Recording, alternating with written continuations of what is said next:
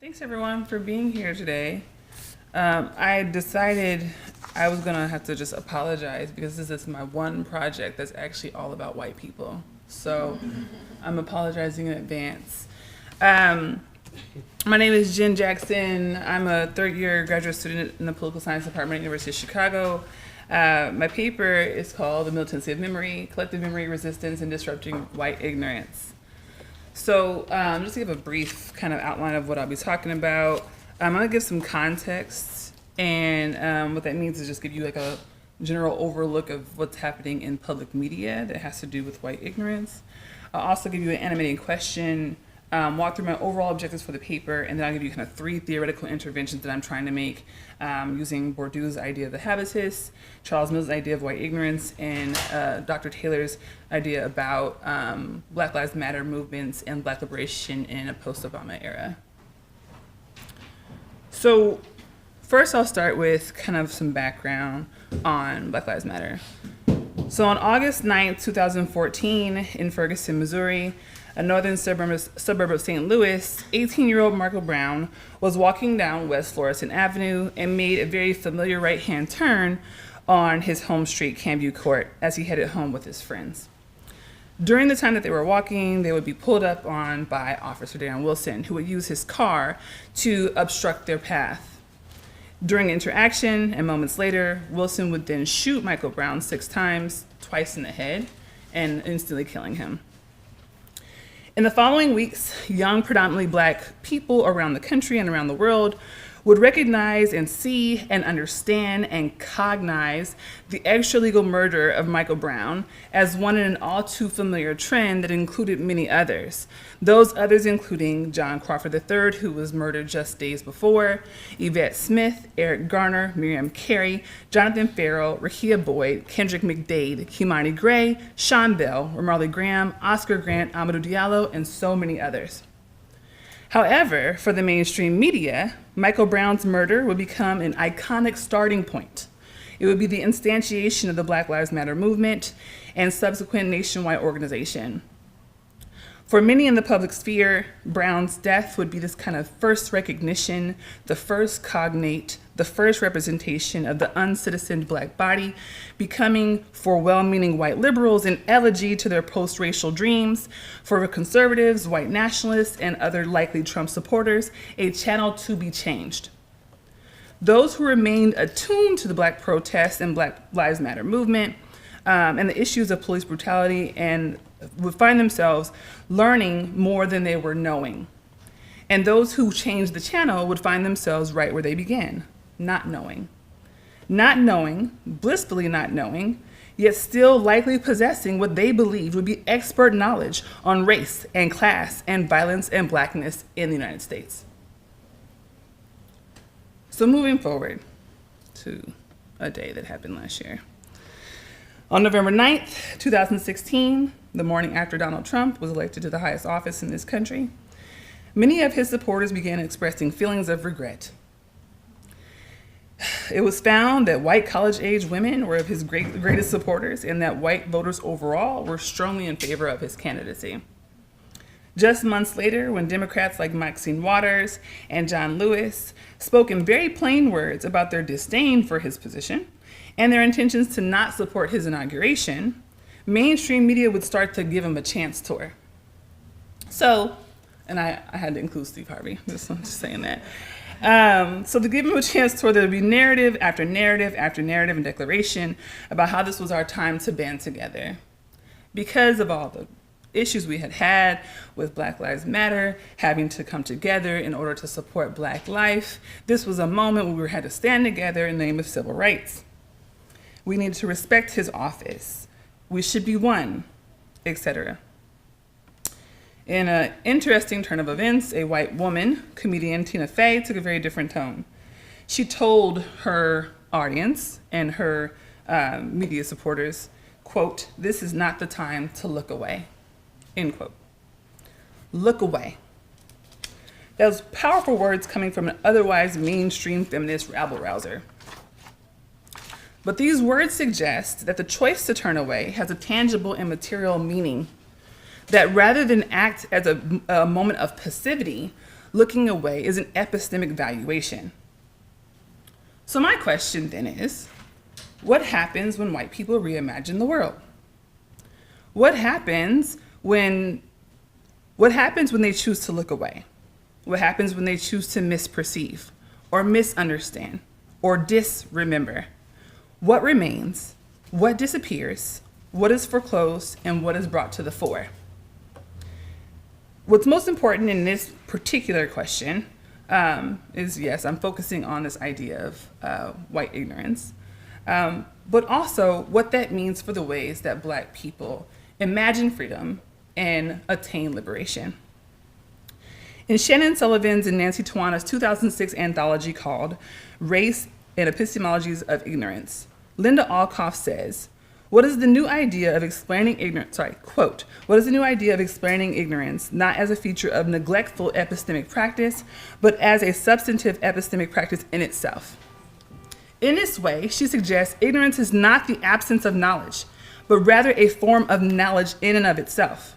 Ignorance of this type, the kind that knows itself, it knows better, it has no home training, and seeks no improvement, then becomes the operating and becomes an operating cultural pattern. It becomes a norm, a logic, and hence the non-possible terms like colorblindness and the, I don't want to know of white supremacy and hegemonic neocolonial racism. In the same anthology, in an essay called Race Problems, Unknown Publics, Paralysis, and Faith, Paul C. Taylor says, we effectively agreed not to know some quite important things about our social world and the people in it. Sometimes this means accepting manifest falsehoods, and sometimes it means declining to engage in inquiry that seems likely to reveal some claims as falsehoods in the first place. Either way, unfortunate social realities that we might refer to as ignorance-related, remain in place. It is this not knowing that builds worlds. It builds worlds without Black neighbors. It builds worlds without Black schoolmates. It builds worlds without Black coworkers, worlds without racism, worlds without color at all. Worlds where none of us, in fact, live.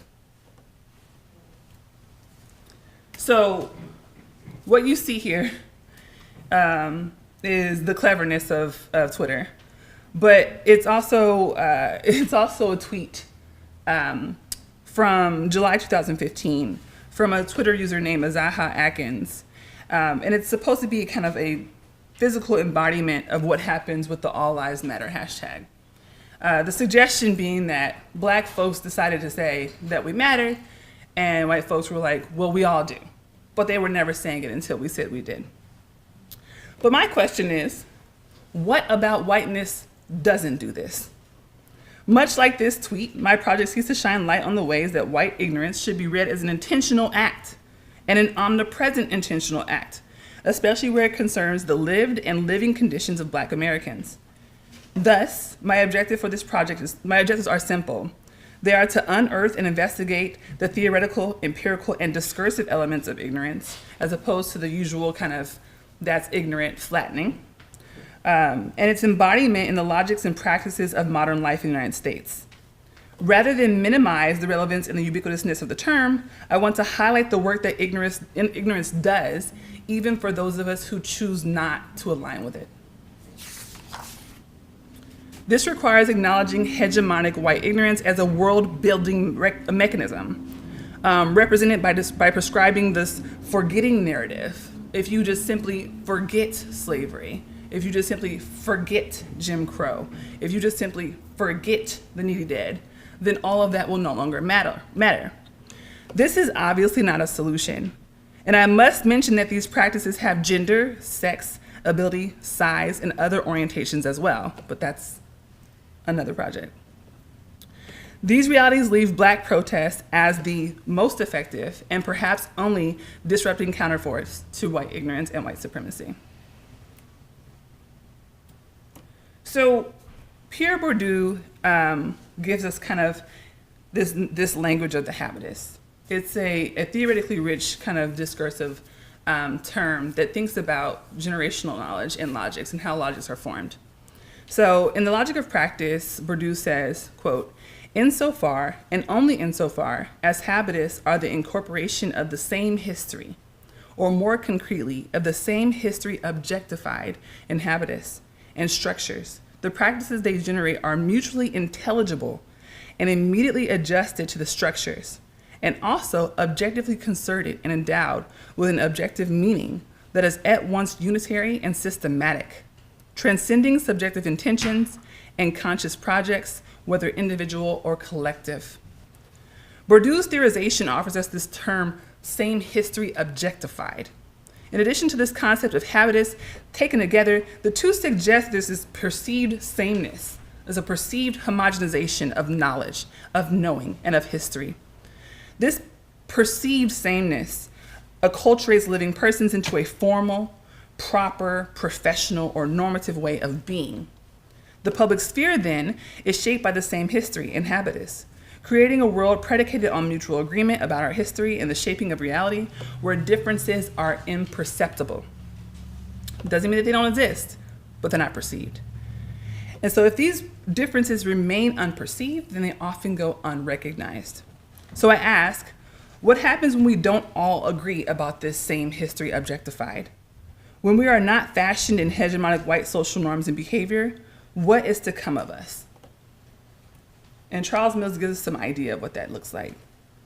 In his essay, White Ignorance, from the Sullivan and Tawana anthology mentioned earlier, Mills explains that blacks, quote, blacks have been forced to become late anthropologists, studying the strange culture, customs, and mindset of the white tribe that has such frightening power over them.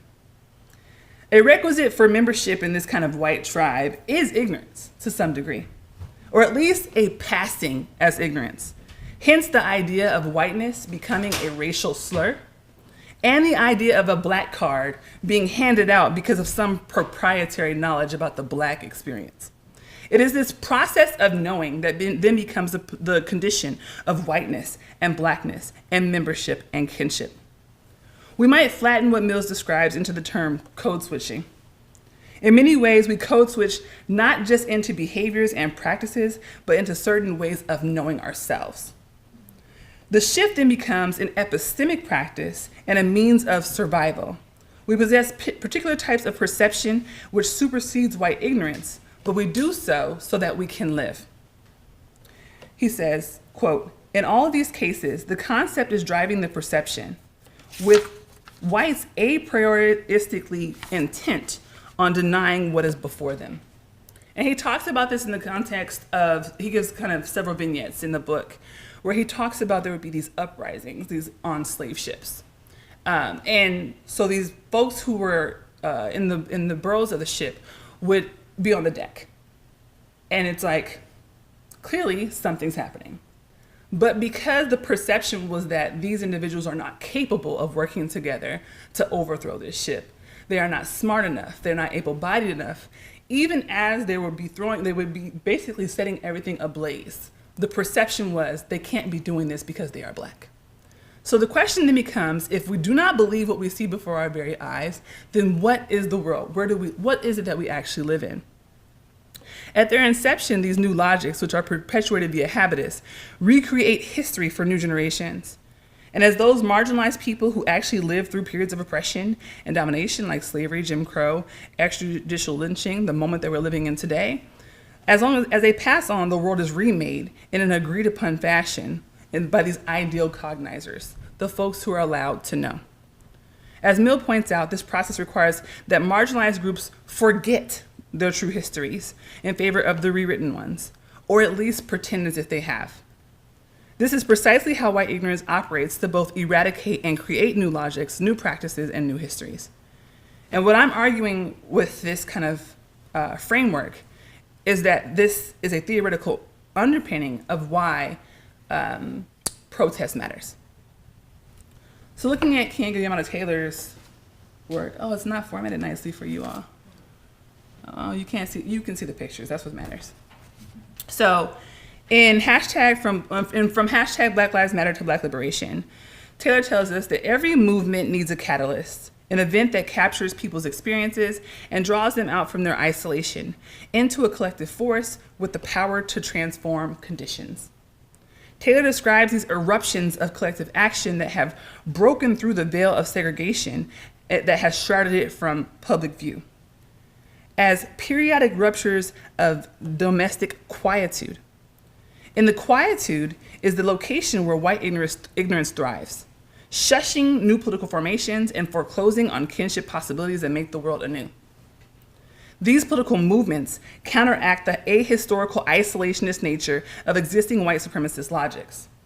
In essence, it's akin of putting your finger up in church. They simultaneously work to underscore the true lived experiences of marginalized people, namely Black Americans, while forcing non-Black people to grapple with the concerns of this often under-recognized, under-perceived, under-cognized group. Through the efforts of young, mostly queer, women-identifying Black Lives Matter activists, and the many young people who have organized in groups around the world in the name of Black liberation, we see a dislodging of existing logics which require that marginalized groups, namely Black people, endorse a violent and erosive status quo. Instead, collective action emerges as the only fruitful route to instantiating a new habitus, one that is predicated on the struggle for justice for all rather than the ignorance of a few. In closing, this dislodges claims for good behavior, for pulled up pants, for respectability, for assimilation and colorblindness and the like. These performances are enacted in the preservation of white supremacy and ignorance. Modes of knowing and doing that will never get us free. Therefore, at this moment, political action, disruption is the only answer. Thank you.